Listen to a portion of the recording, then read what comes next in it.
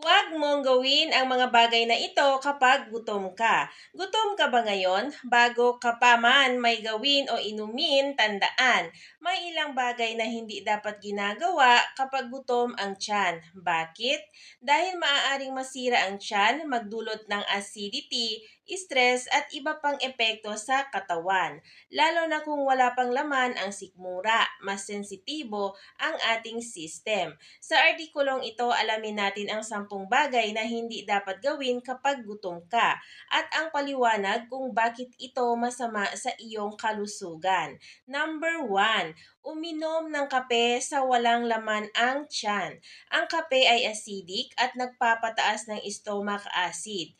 Kung walang pagkain sa tiyan, maaari itong magdulot ng ulcer, pananakit ng sikmura at acid reflux. Number 2, manigarilyo. Mas mabilis masipsip ng katawan ang nikotina kapag gutom, kaya tumataas ang toxicity at mas madaling masira ang lining ng tiyan.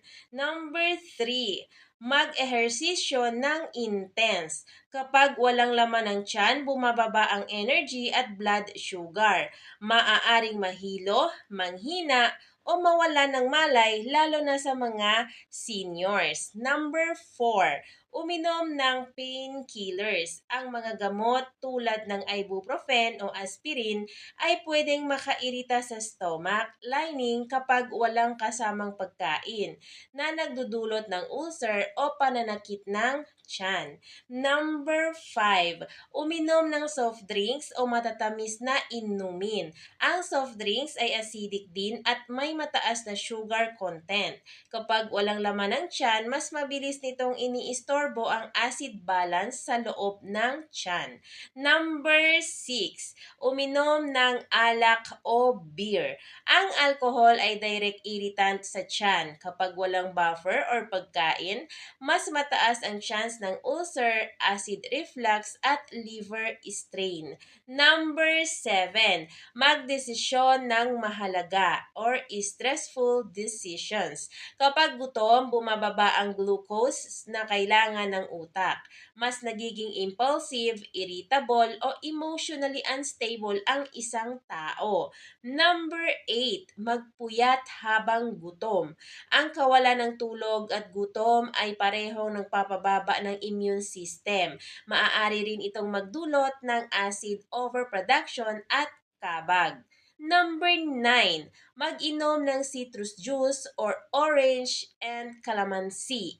Ang mga ito ay acidic at nagkaka-trigger ng hyperacidity kapag walang laman ng tiyan.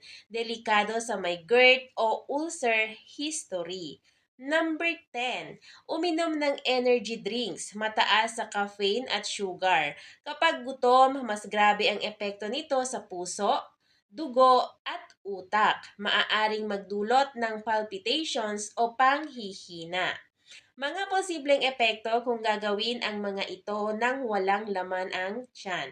Pagsakit ng tiyan, kabag at ulcer, acid reflux o GERD, biglang panghihina, hilo at mababang blood sugar, paninikip ng dibdib dahil sa stress o sobrang acid, mood swings, iritabilidad at stress, pagtaas ng risk ng chronic inflammation sa tiyan.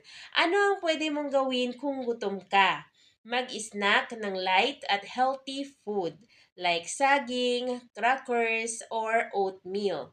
Uminom ng maligamgam na tubig bago kumain. Mag-relax at iwasan muna ang mabibigat na task habang wala pang laman ang tiyan. Mag-breakfast within 1 hour after waking up.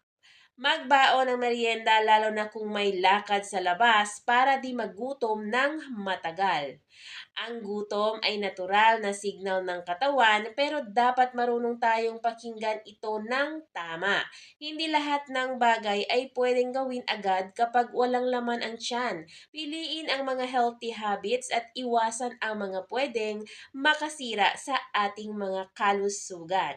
Panibagong araw, panibagong awareness.